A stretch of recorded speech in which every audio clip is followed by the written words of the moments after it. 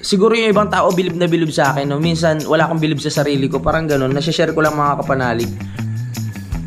Minsan puro negative lang yung naiisip natin sa buhay, no? Hindi natin naiisip yung mga positive side. Wala pa naman akong masyadong pundasyon mga kapanalig na talagang masasabi ko pang habang buhay hindi na ako maghihirap. Pinipilit ko pa rin maging ako na hindi magbago. Pag merong nagbabago sa akin, kinakausap ko yung sarili ko na hindi pala dapat ganun na masyado mong minamaliit yung sarili mo. Ang weird, no? Ang dami ko na nasabi about sa buhay ko. Dito naman, siyempre, importante sa lababo na may saksakan para sa mga refrigerator o mga... Pero alam ko, malaking tiwala ko na maganda yan kahit malakas ang ulan. Kasi talagang laban na yan mga kapanalig. Simulan ng magkulitan kasama si Noy TV. Good morning mga kapanalig. Yan, magandang umaga po sa inyo lahat. At yan, nandito na naman ako sa taas kung saan gagawin yung terrace, no? Kasi titignan ko lang. Imagine niyo gigising kayo ng umaga.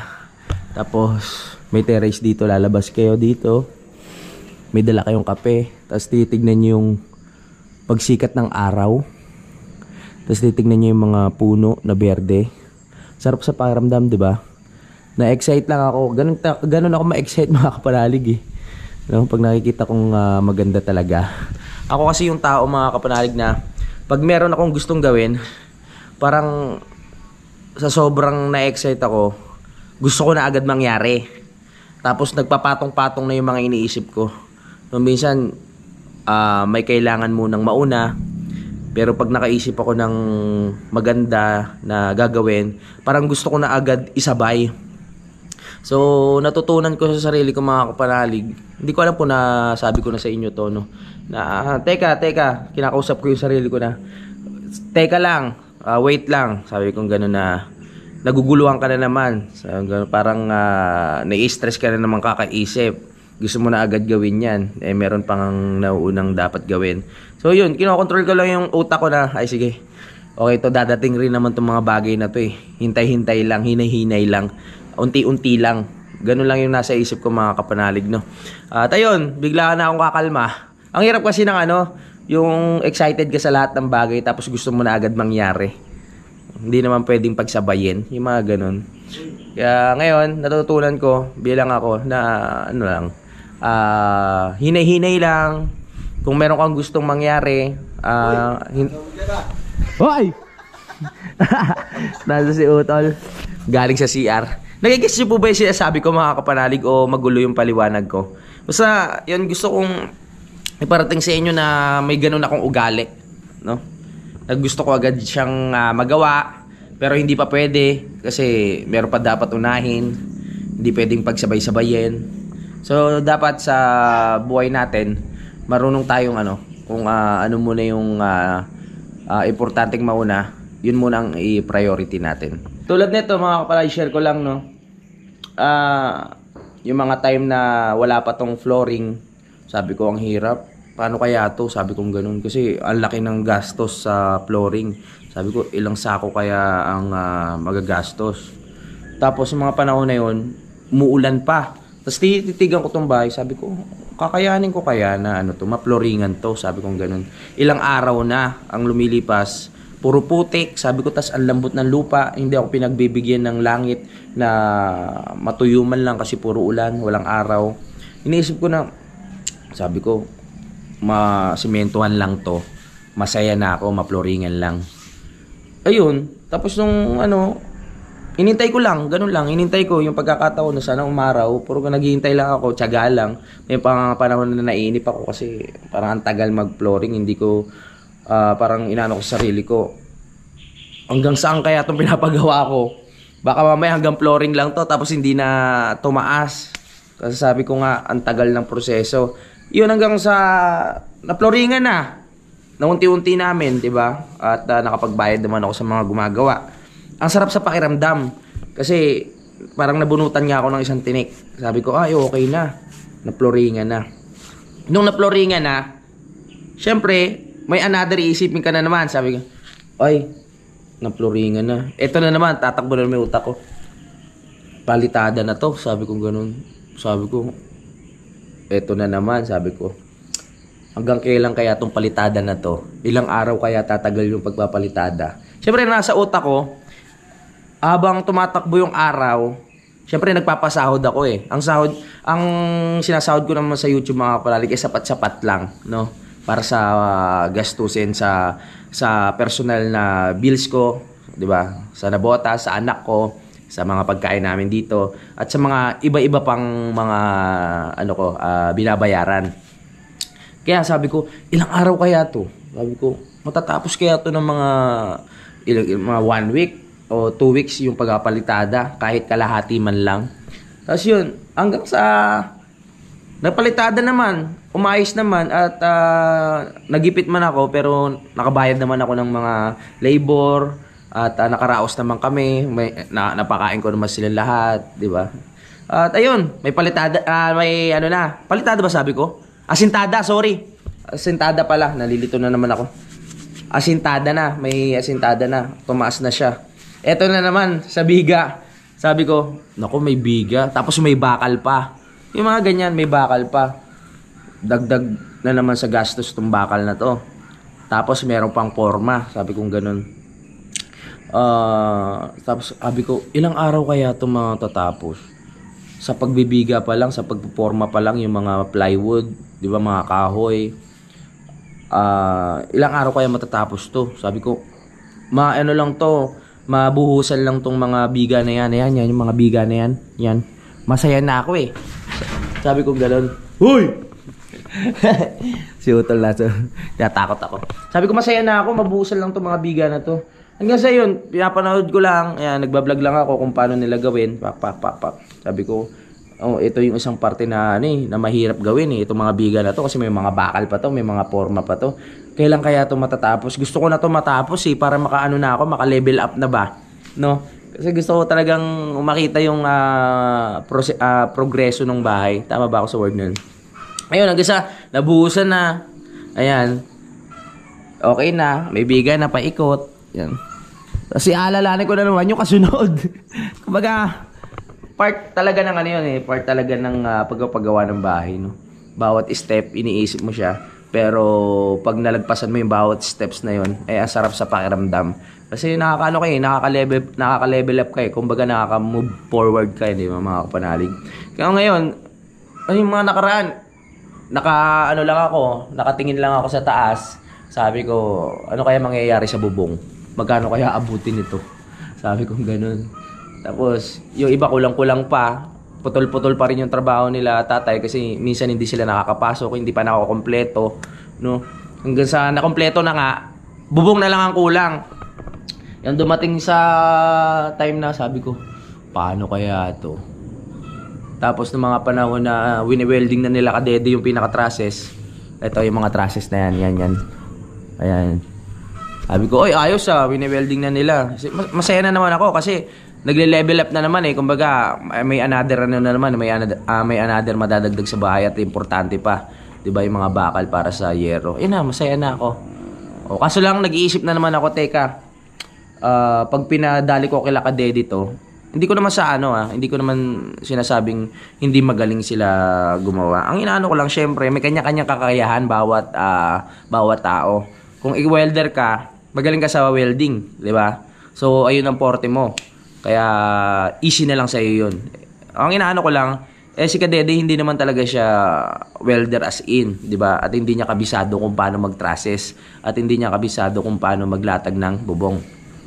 Kaya sabi ko, imbis na makamura ko, kumuha na lang ako ng talagang magagaling. Hindi ko naman sinabing hindi magaling si Kadede. Kumbaga, professional na talagang saglit lang o ilang araw lang magagawa na.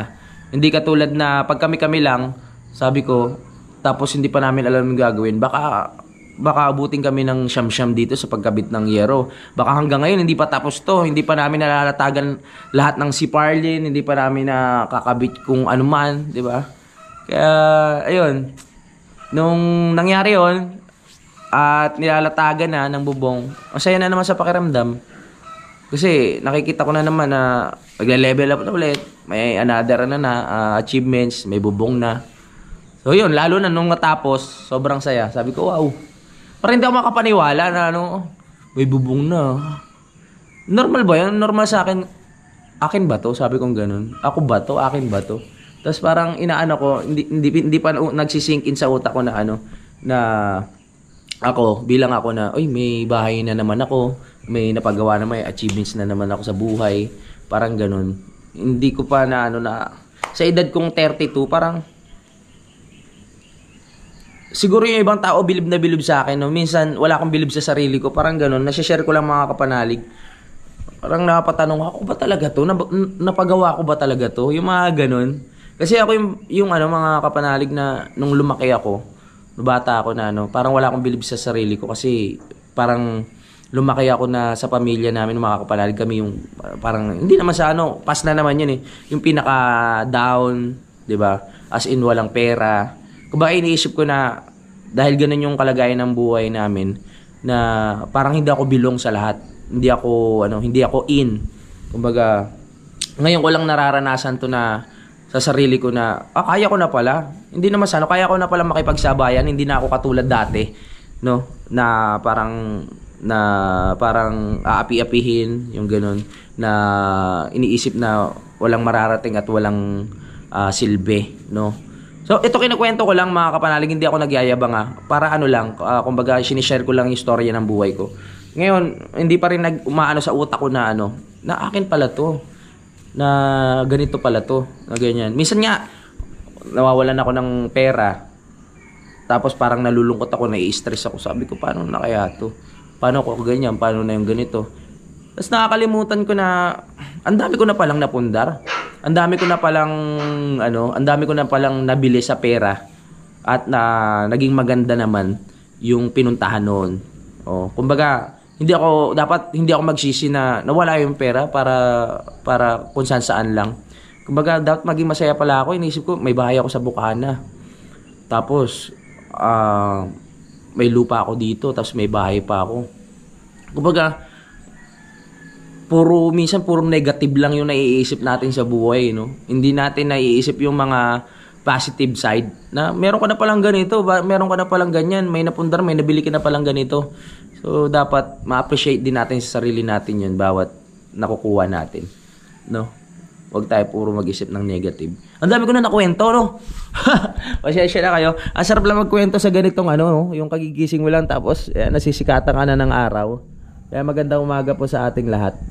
Ako kasi yung tao na kunyari sa social media, mga kapanalig, sa Facebook, hindi ako makapagyabang na nagpo-post ako ng mga about sa bahay, ganyan. Nagpo-post ako ng mga, kunyari, may bubong na, mag-i-story ako, may mga nababago na sa bahay. Pero natatakot ako mag-post, mga kapanalig, na about sa mga yung magyayabang ka, na alam mo naman sa sarili mo ako, na wala pa naman akong masyadong pundasyon, mga kapanalig, na talagang masasabi ko pang habang buhay hindi na ako maghihirap. Kumbaga ganon.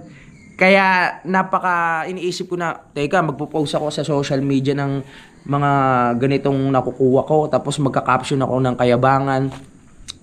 Ang iniisip ko, paano kung bigla akong maghirap? Negative to, pero pwede mangyari, di ba? Paano kung bigla akong maghirap? Tapos nagpo-post ako ng kung ano-ano na puro yung kahanginan sa sarili ko, kung ano yung mga nakakamit ko. Ano iisipin ng ibang tao, di ba? Ano iisipin ng mga nakabasa noon?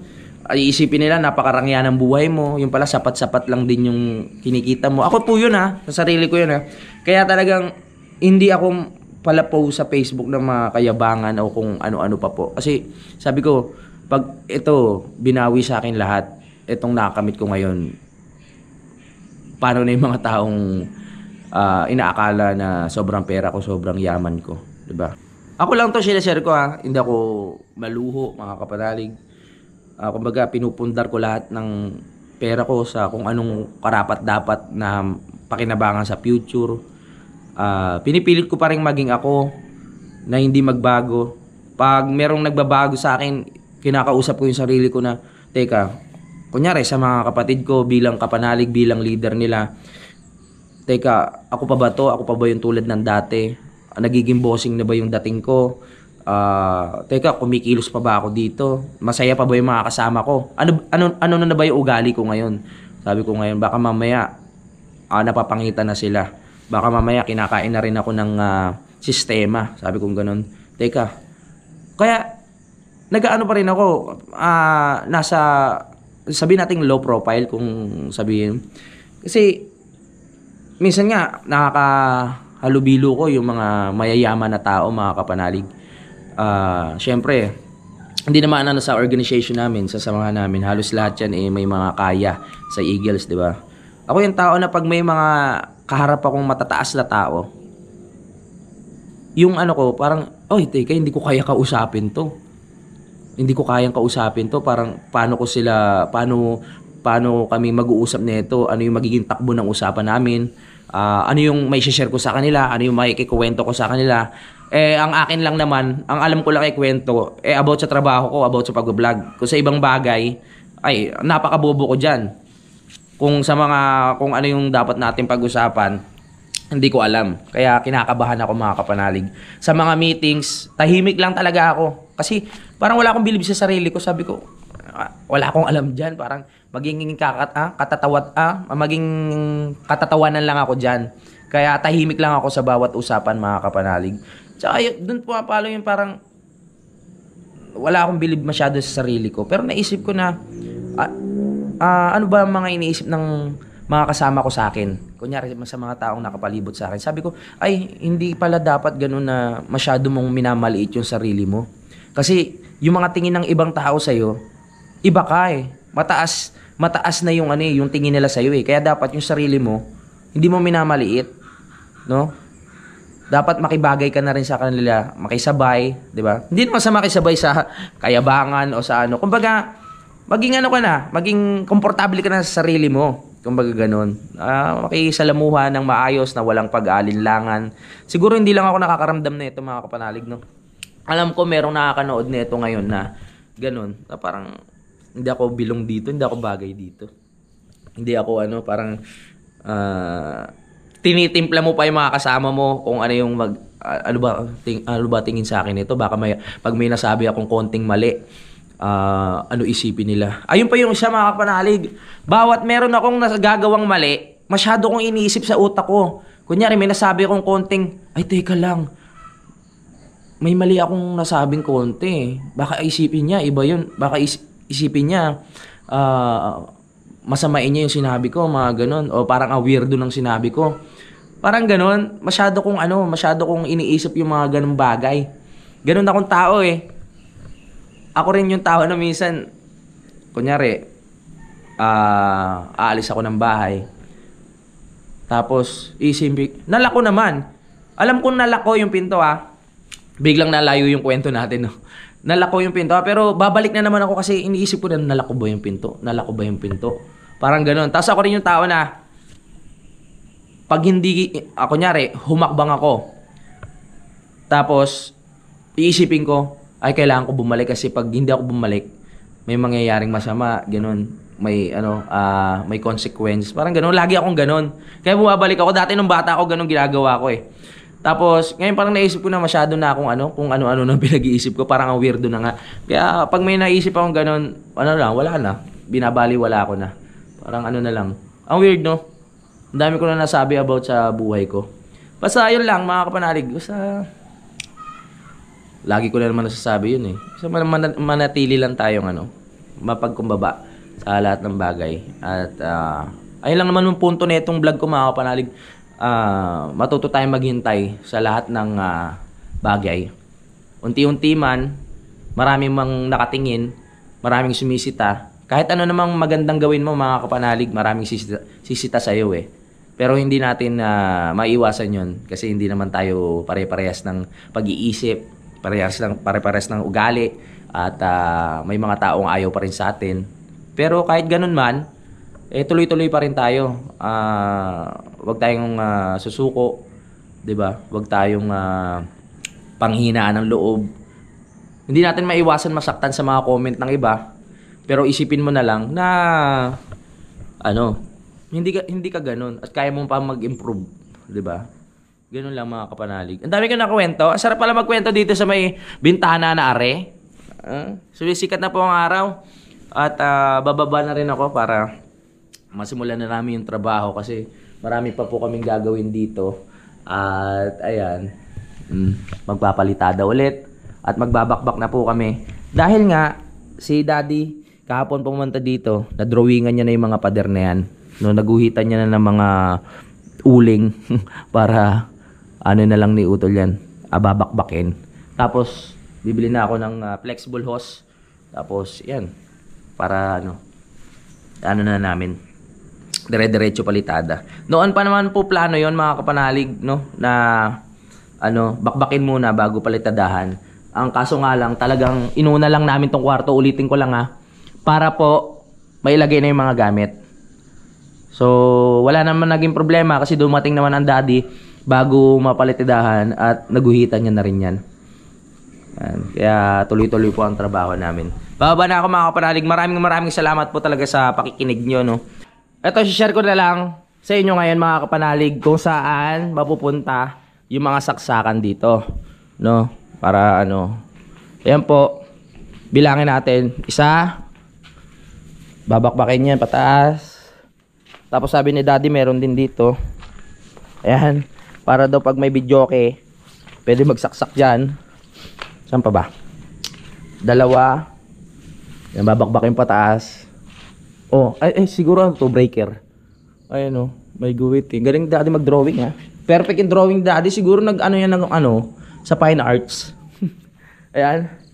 Bakbak dito. Tapos merong saksakan dito. So sabi ni Daddy, yung saksakan dito itatagos na lang hanggang doon sa loob kasi meron din na ano doon na saksakan sa loob ng kwarto. Putol na dyan. O, putol na dyan. Saan pa yung iba? Ito, dito. Sabay pagpunta sa terrace. Oh. Meron isa. Tapos babakbakin niya hanggang doon. Dito naman, syempre, importante sa lababo na may saksakan para sa mga refrigerator o mga oven, rice cooker. Ayan. Bakbak. Meron din dito saksakan. Papunta dito. Siyempre lababo na nga yan eh. Pwede kang mag rice cooker nga kung anong gusto mo. Tapos ano yun? Dito babakbakin. Papunta doon sa taas. Bakbak yan. Tapos dito papunta sa ilalim. Yan. Etong flexible hose na to mga kapanalig. Papunta to doon sa may ano ang tawag dito. Sa may basement. Yan. Papunta po yung konekta. Papakita ko na diba? Tapos ito, saksakan, switch ng ilaw. Ayan na. Pag nagkaroon na tayo ng pinakabakal dito, pinaka second floor, tsaka na natin paguguhitan kay Daddy, no? Para mas maganda, mas madali. Order na nga si Daddy, mga kapanalig, ng bakal, pero hindi ko pa alam kung magkano abutin. Nag-usap kami kahapon. Sabi ko, bakal nga, tapos gawing malimit yung ano, yung medyo maging tabi-tabi naman sila para matibay. Papalagay ko lang yung marine na 3/4 ba yun mga kapanalig. Alagaan na lang sa gamot para hindi siya bukbukin, no? Marine na 3/4. Tapos pag hindi kayang lahatin, sabi ko, Dad, kung hindi kayang lahatin, bakal muna. Tapos yung ordering ko na plywood, yung part muna dito sa kwarto ko, para kahit pa paano pwede nang tulugan o pwede nang tambayan. Kasi pag nilagay yung bakal dito, rekta na meron ng terrace doon mga kapanalig. So safe na tayo, hindi na tayo basta-basta malalaglag kasi may terrace na doon. Kaya walang problema kahit matulog ka dito. Ang magiging problema lang dyan, open na open pa, no? Pero kung trip lang na maganda naman ang panahon at gusto mo mapil yung sariwang hangin dito sa gabi, pwedeng matulog. Kasi ano na yan, close na lahat yan eh. Kahit dito wala pang plywood, may bakal naman yan, walang problema.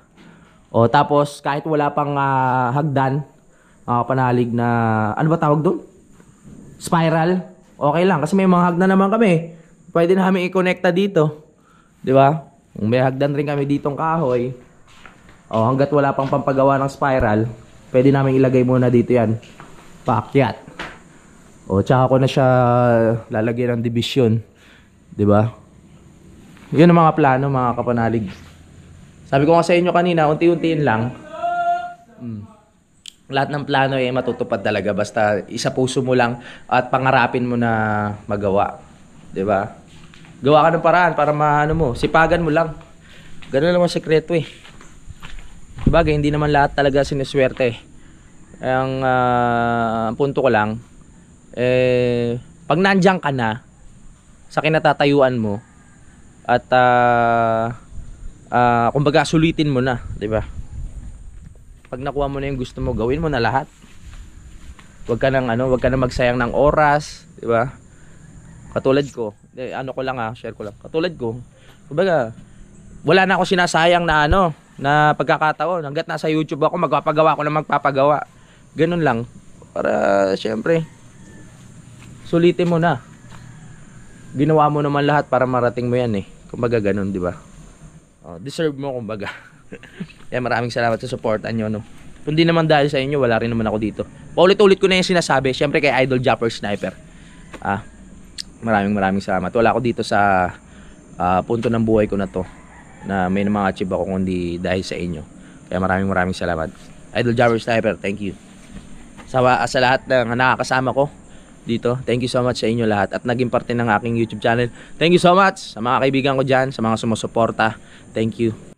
Itong mga bakal na to, pinapapinturahan sa amin ni Daddy. Kasi baka raw kalawangin. Magagamit pa raw to doon sa taas. No? Yun.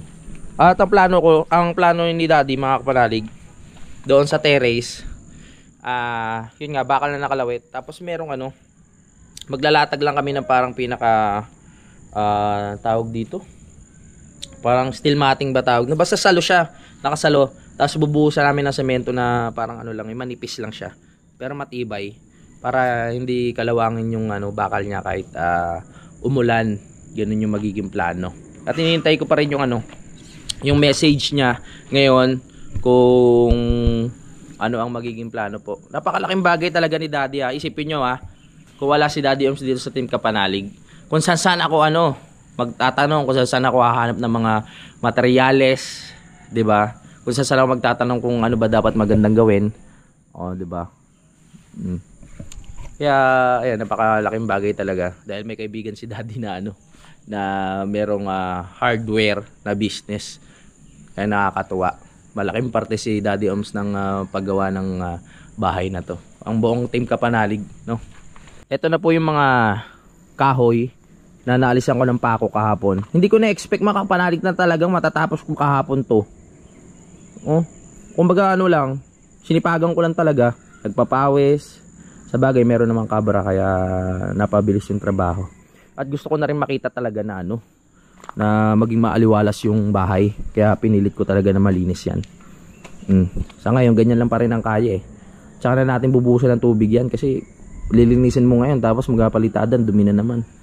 Galing naman si Tatay Roman dito kahapon at sabi niya itong mga bakal na to, bumili raw ako ng turko, tapos turkuhin ko, tapos pinturahan ko kasi kung mabibilad siya sa araw at ulan, hihina.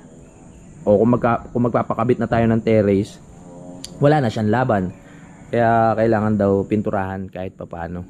Tapos yung mga tornilyo doon sa bubong, sabi ni Daddy Oms naman, kailangan ko rin bumili ng pintura para pinturahan kasi doon daw yung nag-uumpisa ng problema pag kinalawang yun, magkakaroon ng leak o magkakaroon ng tulo yung bahay. Sa ngayon kasi pulido naman talaga yung gawa nila mga kapanalig, kaya hindi ako nag-aalala na magkaroon ng tulo. Kasi kung magkakaroon ng problema naman, hindi ko rin agad makikita. Alam niyo kung bakit? Kasi nga may insulation eh. Kahit tumulo, hindi siya re-rekta ng mga kapanalig, no? Pero alam ko, malaking tiwala ko na maganda yan kahit malakas ang ulan. Talagang laban na yan mga kapanalig. Ayan na po ang bahay ko, marami pang kulang. Pero tulad nga ng kwento ko kanina, alam nyo na, matuto tayo maghintay. Unti-untiin natin ang bawat gagawin, no? Kadwedwe! Andyan na pala si Kadwedwe, magtatanim na si Kadwedwe. Alright. So ngayon, marami kaming gagawin ngayon, no, mga kapanalig. Kaya Malaki-laking ano na naman to. Trabaho, kailangan ng energy. So kain muna tayo. Ay, may pagkain pa ba tayo dyan? Kailangan na mamalengke. Kailangan na ba mamalengke? May dala pala si Kadede dito ng mga gulay. Pampalakas ba yan ng katawan? Ano ba yan? Upo? Sitaw. At ang paborito namin walang kamatayan na itlog. Diba? At ang baka na binili ni Utol doon kila Ate Luz. Kapos sabi niya, bumili ako ng baka, tol. Iniinit ko lang. Okay, sige, tol. Pagdating dito, naamoy ko, baka ba yan? Parang sardinas Yun nga, ang ending sardinas nga. Para magmemekos-mekos tayo dito, tol. Sarap pa. Ang ginagawa mo, tol? Naligo ka na? Fresh ka na? Sarap. Tol, ano Nagbaon na tiknik. ginagawa mo, tol? Luto lang ng itlog. Itlog? Wow, sarap. Mo? Ang bango. Ano, parang bugok. Kaya nga. Ayan natin yung mga itlog na nakakuha ni kuya dito. Kasi kahapon naglilinis siya ng naglilinis siya dito sa mga damo. Meron siya mga nakitang itlog ng manok. Hindi namin alam kung kanino yun. Malamang amin din yun, diba? Kaso bugok. Makakain pa ba yan, tol? Oo naman. Tingnan natin. Tignan natin. Parang may kulay green na eh. Ha? Ang bango ng utot mo niya pag yung kinain. Ano? Hindi na pwede to. May berde-berde na. Parang may amag na. Masarap yan, mga panak masarap. Yung Yung ganyan, yung mabaho. may alam ako mabaho na pero masarap kainin. Alright, sa sobrang daldal at dami kong kwento mga kapanalig, kailangan ko na magpaalam at magkita-kita na lang po tayo sa next update. I love you all mga kapanalig. Lagi po kayo mag-iingat. Simulan ng magkulitan kasama si Inuit TV.